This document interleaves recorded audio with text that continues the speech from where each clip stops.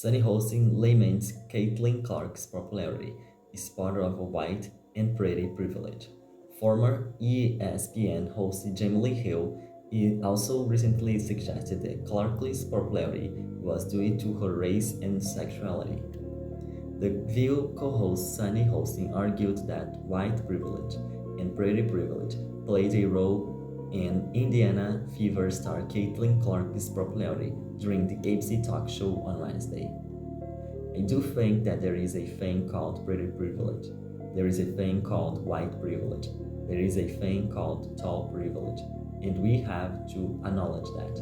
And so part of it is about race, because if you think about the Brittney Griners of the world, why did she have to go to play in Russia?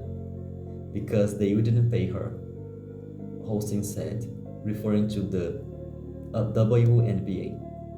The co-hosts of The View were discussing former ESPN host Jemele Hill's argument that Clarke owed much of her popularity to her race and sexuality. Hosting said earlier in the discussion she had no issue with Clarke bringing the WNBA some much needed attention. Now Caitlin Clark is bringing this money, these sponsorships, we hope, into the league, and other players will benefit from it. But I do think that she is more relatable to more people because she's white, because she's attractive, and unfortunately, there is still is that stigma against the LGBTQ plus community. 7% of the WNBA is black. A third of the players are in the LGBTQ plus community, and we have to do something about that stigma in this country. I think people have a problem with basketball playing women that are lesbians.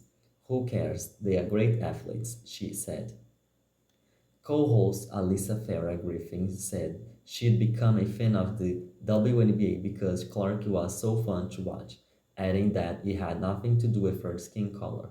Co-host Hoop Goldberg argued that Hosting and herself have been trying to bring attention to the WNBA for years. These women are oftentimes equal, if not better, sometimes than the folks you're watching, she added. Sometimes better than the guys, Hosting added.